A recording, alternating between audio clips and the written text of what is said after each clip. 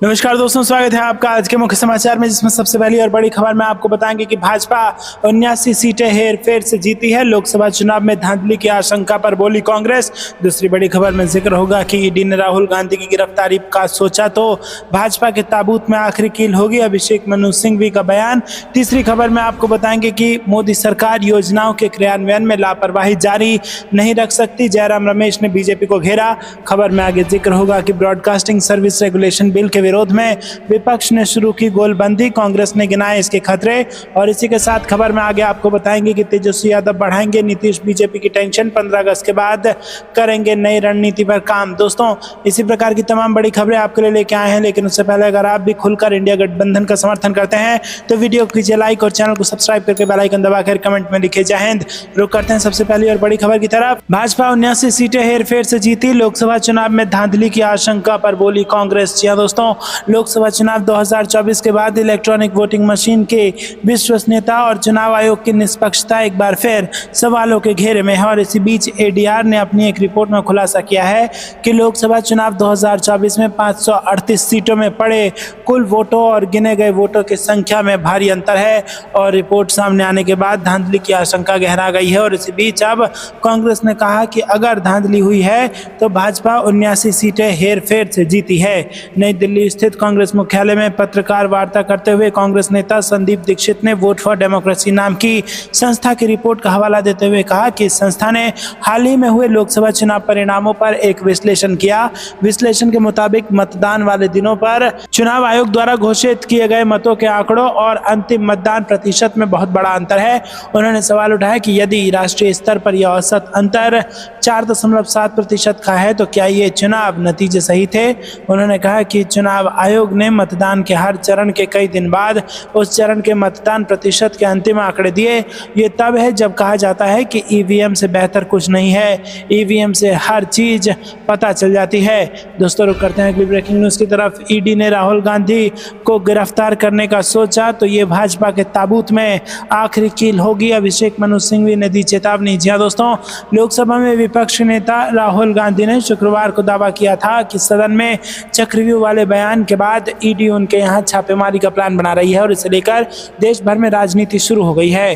कांग्रेस के नेता अभिषेक मनु सिंघवी ने एक्स पर पोस्ट कर बीजेपी को चेतावनी दी है और कहा है कि अगर ईडी राहुल गांधी को गिरफ्तार करने के बारे में सोचती है तो देश बीजेपी के ताबूत में आखिरी कील ठोक देगा और इस बारे में कभी मत सोचना, कभी नहीं। नेता प्रतिपक्ष ने दावा किया कि ईडी के अंदरूनी सूत्रों ने उन्हें छापेमारी को लेकर उन्हें जानकारी दी है और उन्होंने कहा कि वो खुली बाहों के साथ ईडी अधिकारियों का इंतजार कर रहे हैं। और इसी से जुड़े एक अन्य घटनाक्रम में कांग्रेस सांसद मणिकम टैगोर ने बीजेपी सरकार की ओर से राजनीतिक उत्पीड़न के लिए ईडी, सीबीआई और इनकम टैक्स जैसी एजेंसियों का दुरुपयोग किए जाने पर चर्चा की मांग करते हुए लोकसभा में कार्य स्थगन प्रस्ताव का नोटिस दिया था।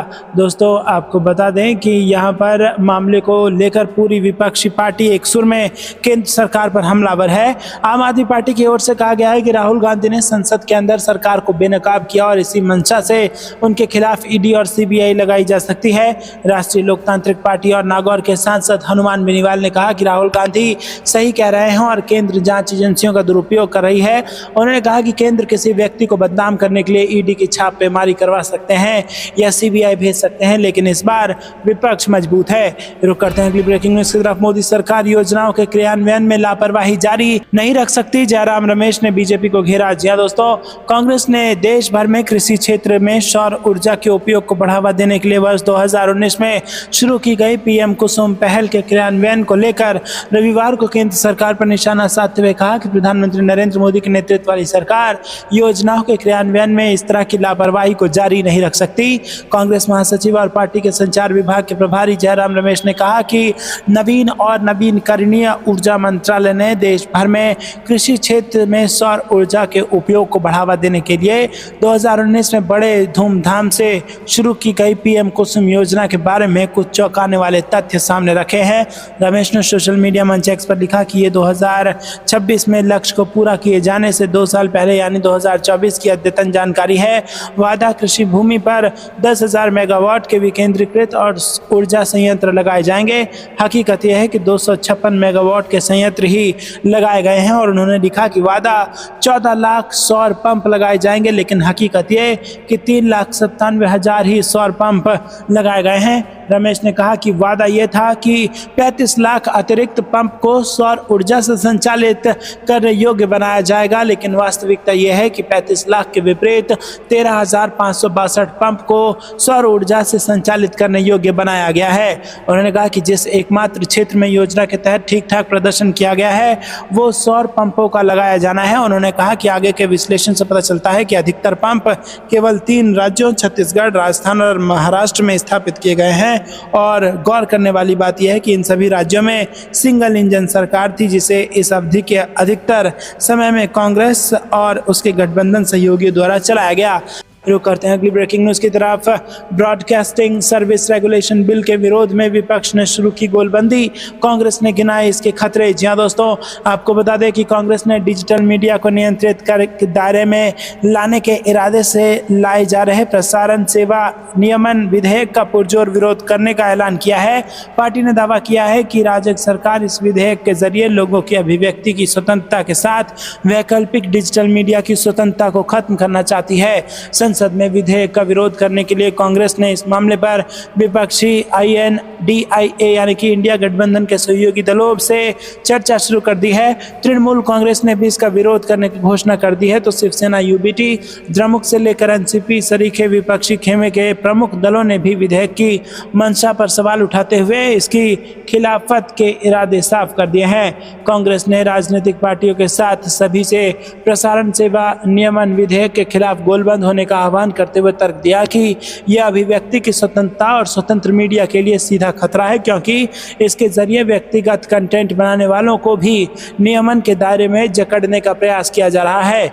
कांग्रेस मीडिया विभाग के प्रमुख पवन खेड़ा ने विधेयक से जुड़े कई पहलुओं को चिंताजनक बताते हुए कहा कि सोशल मीडिया इन्फ्लुएंसर से लेकर स्वतंत्र समाचार आउटलेट और कंटेंट क्रिएटर्स पर सरकार का बढ़ता नियंत्रण प्रेस की स्वतंत्रता को खतरे में डालता है। ये फ्री स्पीच को भी प्रतिबंधित करता है और उनके अनुसार ये विधेयक वीडियो अपलोड करने, पॉडकास्ट बनाने या समसामयिक मामलों के बारे में लिखने वाले किसी भी व्यक्ति को डिजिटल समाचार प्रसारक के रूप में लेबल करता है। रुक करते हैं अगली ब्रेकिंग न्यूज़ की तरफ। तेजस्वी बढ़ाएंगे नीतीश और बीजेपी की टेंशन, 15 अगस्त के बाद करेंगे नई रणनीति पर काम। जी हाँ दोस्तों, लोकसभा चुनाव 2024 में तेजस्वी यादव बिहार में NDA को सबक सिखाने की बात कर रहे थे, लेकिन चुनाव परिणाम उनके मन मुताबिक नहीं रहा।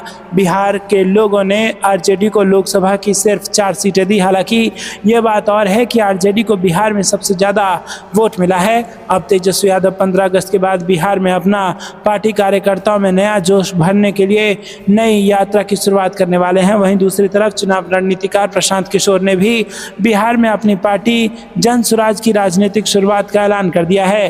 पूरे बिहार में निकाली जाने वाली तेजस्वी यादव की इस यात्रा को कई चरणों में बांटा गया है, ताकि अगले साल होने वाले विधानसभा चुनाव में इसका लाभ उठाया जा सके।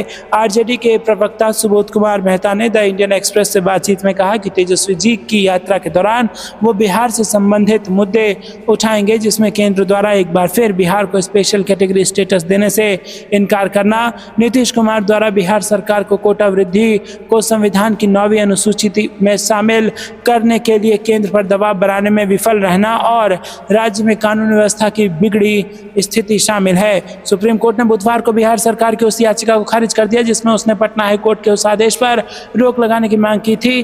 पटना हाई कोर्ट ने राज्य सरकार की नौकरियों और शैक्षणिक संस्थाओं में आरक्षण की सीमा को 50% से बढ़ाकर 65% करने के आदेश को रद्द कर दिया था। रुक करते हैं ब्रेकिंग न्यूज की तरफ। अदालती कार्रवाई से तंग आकर समझौता कर लेते हैं लोग, CJI चंद्रचूड़ ने ही खोल दी सिस्टम की पोल। जी हाँ दोस्तों, सुप्रीम कोर्ट के मुख्य न्यायाधीश DY चंद्रचूड़ ने शनिवार को कहा कि लोग अदालती कार्रवाई से इतने त्रस्त हो चुके हैं कि वो किसी तरह बस समझौता चाहते हैं। उन्होंने कहा कि न्यायिक प्रक्रिया वादियों के लिए एक सजा हो गई है और लोग इससे छुटकारा पाने के लिए अक्सर कम समझौते को भी स्वीकार कर लेते हैं। CJI चंद्रचूड़ ने लोक अदालतों की भूमिका और महत्व पर प्रकाश डालते हुए कहा कि एक ऐसा मंच है जहां अदालतों में या मुकदमेबाजी से पहले लंबित विवादों और मामलों का सौहार्दपूर्ण ढंग से समझौता किया जाता है। और उन्होंने कहा कि आपसी सहमति से हुए समझौते के खिलाफ कोई अपील भी दाखिल नहीं की जा सकती। जस्टिस चंद्रचूड़ ने सुप्रीम कोर्ट के 75 साल पूरे होने के अवसर पर आयोजित विशेष लोक अदालत के समापन समारोह को संबोधित कर रहे थे और 29 जुलाई से 3 अगस्त तक चले इस विशेष लोक अदालत के समापन के मौके पर उन्होंने कहा कि अदालती कार्रवाई से लोग इतना परेशान हो जाते हैं कि वो अदालती मामलों से कोई भी समझौता चाहते हैं। जज के रूप में ये हम सभी के लिए एक चिंता का विषय है। रुक करते हैं अगली ब्रेकिंग न्यूज़ की तरफ, जहां काम करना चाहिए वहां काम नहीं कर रहे सुप्रीम कोर्ट की जज ने राज्यपालों की भूमिका पर उठाए सवाल। जी हां दोस्तों, सुप्रीम कोर्ट की जज जस्टिस बीवी नागरत्ना ने शनिवार को राज्यपालों की भूमिका को लेकर सवाल खड़े कर दिए। उन्होंने तीखे अंदाज में कहा कि राज्यपाल वहां भूमिका निभा रहे हैं जहां उन्हें नहीं निभाना चाहिए। अब उन्हें एक्टिव होकर अपनी भूमिका को निभाना चाहिए, तब वो ऐसा नहीं कर रहे हैं। उन्होंने सुप्रीम कोर्ट में राज्यपालों के खिलाफ मामलों पर चिंता जाहिर करते हुए दुख जताया है। दोस्तों, जस्टिस बीवी नागरत्ना की ये टिप्पणी ऐसे वक्त में आई है जब केरल और तमिलनाडु जैसे राज्यों ने अपने राज्यपालों द्वारा विधेयकों को मंजूरी न देने के मुद्दे पर सुप्रीम कोर्ट का दरवाजा खटखटाया है। साथ ही कोर्ट ने एक अलग मामले में संविधान के अनुच्छेद 361 के तहत राज्यपालों को आपराधिक अभियोजन से दी गई छूट के प्रश्न की जांच करने पर सहमति व्यक्त की है। बेंगलुरु में NLSIU पैक्ट कॉन्फ्रेंस में समापन मुख्य भाषण देते हुए जस्टिस नागरत्ना ने कहा कि आज के समय में दुर्भाग्य से भारत के कुछ राज्यपाल ऐसी भूमिका निभा रहे हैं जो उन्हें नहीं निभानी चाहिए और जहां उन्हें निभानी चाहिए वहां वो निष्क्रिय हैं। सुप्रीम कोर्ट में राज्यपालों के खिलाफ मामले भारत में राज्यपाल की संवैधानिक स्थिति की एक दुखद कहानी है। रुक करते हैं अगली ब्रेकिंग न्यूज़ की तरफ। 80 करोड़ लोगों को फ्री राशन देने का दावा, खड़गे ने कुपोषण को लेकर मोदी सरकार पर बोला हमला। जी हां दोस्तों, देश को फूड सिक्योरिटी कानून देने वाली कांग्रेस ने शनिवार को पीएम मोदी और उनकी सरकार पर जमकर हमला बोला। कांग्रेस ने आरोप लगाया कि तमाम दावों के बाद दुनिया के आज सबसे ज्यादा कुपोषित लोग भारत में हैं। कांग्रेस की ओर से यह आरोप कांग्रेस अध्यक्ष मल्लिकार्जुन खड़गे ने लगाया। खड़गे ने पीएम मोदी पर निशाना साधते हुए कहा कि यह बेहद शर्मनाक है कि मोदी सरकार के बड़े बड़े दावों के बावजूद दुनिया में सबसे ज्यादा कुपोषित लोग भारत में हैं। भारत में 19.5 करोड़ लोग कुपोषित हैं, यानी ये दुनिया में हर 4 में एक भारतीय कुपोषित है। जी हाँ दोस्तों, फूड सिक्योरिटी को लेकर उन्होंने गुजरात के तत्कालीन सीएम नरेंद्र मोदी पर तंज कसते हुए कहा कि जब यूपीए सरकार 2013 में फूड सिक्योरिटी एक्ट लेकर आई तो गुजरात के सीएम ने विरोध किया। हालांकि ये बात और है कि बाद में बीजेपी को इस पर यू टर्न लेना पड़ा। खड़गे ने देश में बढ़ते कुपोषण के लिए कई वजह बताई और इसकी एक वजह देश में 2021 में जनगणना न होना भी बताया। खड़गे का कहना था कि मोदी सरकार देश के 80 करोड़ लोगों को फ्री राशन देने का दावा करती है, लेकिन अभी भी लगभग 10 करोड़ लोग इस दायरे से बाहर हैं क्योंकि 2021 से जनगणना ही नहीं हुई है। वहीं इसका अन्य कारण खड़गे ने महंगाई को भी करार दिया। उन्होंने सरकार पर निशाना साधते हुए कहा कि बीजेपी द्वारा लगाए गए कमर तोड़ खाद्य छीनने और मूल्य वृद्धि के चलते भारत के पिछले 6 सालों में स्वस्थ आहार की लागत 17.5% बढ़ गई है। और उन्होंने निशाना साधते हुए कहा कि ये बेशर्म सरकार वैश्विक भूख सूचकांक यानी कि ग्लोबल हंगर इंडेक्स पर सवाल उठाती है, जहां भारत 125 देशों में 111वें स्थान पर है। खड़गे ने तंज कसते हुए पूछा कि क्या अब विश्व में खाद्य सुरक्षा और पोषण की स्थिति 2024 पर संयुक्त राष्ट्र की रिपोर्ट पर भी सवाल उठाएगी। रुक करते हैं अगली ब्रेकिंग न्यूज़ की तरफ। पप्पू यादव ने साधा नीतीश कुमार पर निशाना कहा अब वो बूढ़े हो गए हैं, माफिया और अधिकारी चला रहे हैं सरकार। जी हां दोस्तों, बेगूसराय में पूर्णिया के सांसद पप्पू यादव ने कहा कि नीतीश कुमार अब बूढ़े हो गए हैं और बिहार में माफिया और अधिकारी सरकार चला रहे हैं, इसलिए बिहार की ये स्थिति है। पटना से कटिहार जाने के दौरान बेगूसराय के पावर हाउस चौक पर पप्पू यादव का कार्यकर्ताओं ने गर्मजोशी से स्वागत किया और इस दौरान उन्होंने पत्रकारों से कहा कि नीतीश कुमार बुजुर्ग हो गए हैं, उम्र दराज हो गए हैं, बिहार सरकार को माफिया और अधिकारी चला रहे हैं तो उसमें हम क्या करें। हम तो रोज कह रहे हैं कि अपराध को खत्म करने की जरूरत है, खाकी का खौफ खत्म हो चुका है, पुलिस प्रशासन नाम की कोई चीज बिहार में नहीं बची है, पूरा बिहार अपराधी और माफिया के भरोसे है। पप्पू ने भ्रष्ट अधिकारियों को वीडियो बनाने वाले का नाम गुप्त रखने और उस व्यक्ति को 25,000 रुपए का इनाम देने की घोषणा की है। उन्होंने राहुल गांधी के बयान का का समर्थन करते हुए कहा कि जो सत्ता में आए हैं वो ईडी का उपयोग के लिए नहीं बल्कि विपक्ष को परेशान करने के लिए करता है। राहुल गांधी ने इस संबंध में पूरी गंभीरता के साथ जो कहा वो सही कहा है। बेगूसराय में कांग्रेस के विधान परिषद सदस्य मदन मोहन झा ने भी बिहार में बढ़ते अपराध को लेकर नीतीश कुमार पर हमला बोलते हुए कहा कि बिहार में हर रोज हत्या लूट जैसी घटनाएं हो रही हैं, लेकिन पुलिस प्रशासन इसे रोकने में विफल है। मदन मोहन झा बेगूसराय के एक दिवसीय दौरे पर पहुंचे थे और वहां लॉ कॉलेज के कार्यक्रम में शामिल हुए थे। रुक करते हैं अगली ब्रेकिंग न्यूज की तरफ। संसद में सरकार ने माना कि बंगाल को मनरेगा कोष के लिए शून्य पैसा दिया गया। डेरेक ओब्रायन का दावा। जी हां दोस्तों, टीएमसी सांसद डेरेक ओब्रायन ने सरकार के 26 जुलाई के उस जवाब को साझा किया जिसमें मनरेगा के तहत राज्यों और केंद्र शासित प्रदेशों में 100 दिनों का रोजगार पूरा करने वाले परिवारों की संख्या पर पिछले 5 वित्तीय वर्षों के आंकड़े दिए गए थे। उन्होंने कहा कि आखिरकार मोदी सरकार ने संसद में माना है कि बंगाल को मनरेगा कोष के लिए शून्य धन दिया गया। रुक करते हैं अगली ब्रेकिंग न्यूज की तरफ। यूपी में नहीं दूर हो रही भाजपा की चिंता। हरियाणा एमपी ने भी दी टॉप लीडरशिप को टेंशन। जी हां दोस्तों, भाजपा में लोकसभा चुनाव नतीजों के बाद देश के विभिन्न राज्यों से सामने आ रही नाराजगी से पार्टी नेतृत्व असहज है। खासकर उत्तर प्रदेश की हालत उसके लिए चिंता का विषय है, जहां राज्य के बड़े नेताओं के मतभेद कम होने का नाम नहीं ले रहे हैं। दोस्तों, हरियाणा और मध्य प्रदेश में भी नाराजगी सामने आ रही है। कहीं सरकार के भीतर दिक्कतें हैं तो कहीं सत्ता और संगठन में अनबन बढ़ रही है। इसी बीच उत्तर प्रदेश को लेकर भाजपा नेतृत्व ने राज्य के नेताओं को आपसी मतभेदों का उजागर न करने और विधानसभा उपचुनाव के लिए एकजुट होकर तैयारी करने को कहा है। और इस मुद्दे पर भाजपा महासचिव संगठन बीएल संतोष ने पिछले दिनों दिल्ली में मुख्यमंत्री योगी आदित्यनाथ से मुलाकात की थी। साथ ही केंद्रीय नेतृत्व की ओर से मुख्यमंत्री परिषद के दौरान दोनों उप मुख्यमंत्री केशव प्रसाद मौर्य और ब्रजेश पाठक को भी निर्देश दिए गए थे। राज्य में मुख्यमंत्री योगी और उप मुख्यमंत्री मौर्य को लेकर विपक्ष भी जमकर तंज कस रहा है और इससे सरकार और संगठन दोनों में असहजता बढ़ रही है। यूपी में पार्टी के हालात को लेकर कई बड़े नेता चिंतित हैं।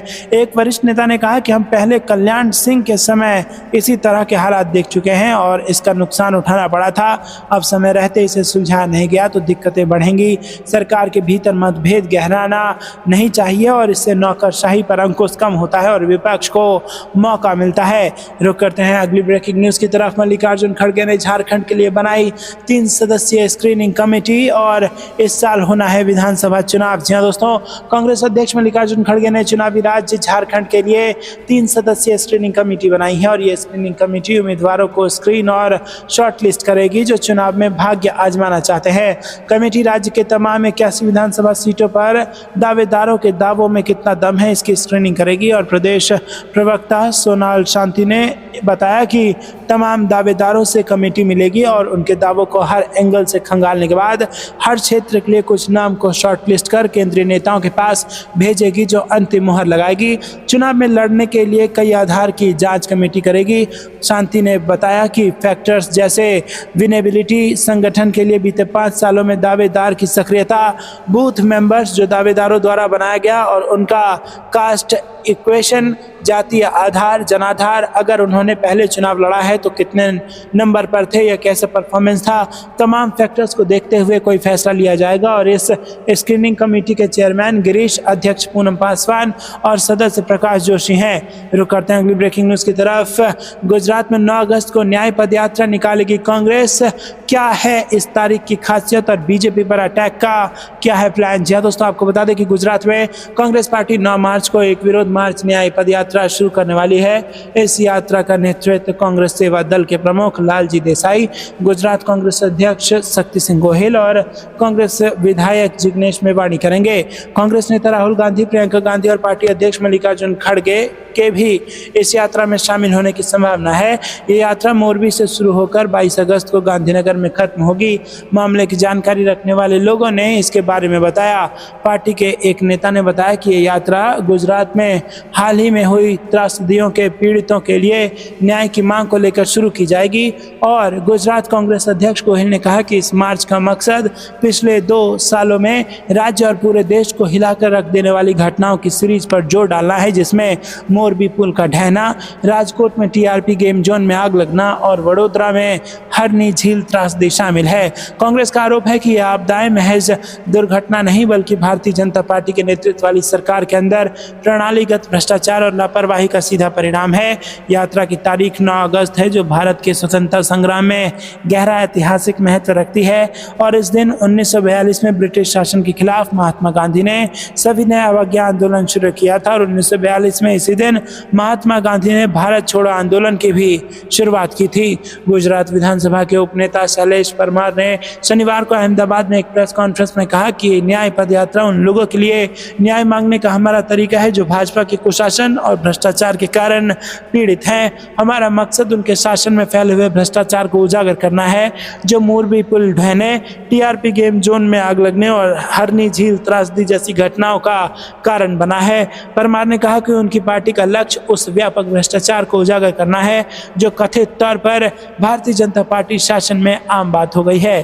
परमार ने बताया कि मार्च मोरबी से शुरू होगा, जहां अक्टूबर 2022 में पुल ढहने की घटना शुरू हुई थी। दोस्तों, आपको क्या कुछ लगता है कमेंट में जरूर बताइए। ये थी दिन भर की सारी जरूरी और बड़ी खबरें। अंत तक बने रहने के लिए बहुत बहुत धन्यवाद। जानने से पहले वीडियो को लाइक और चैनल को सब्सक्राइब करके बेल आइकन दबाकर कमेंट में लिखे। जय हिंद। अभी के लिए इतना ही। जय हिंद, जय भारत।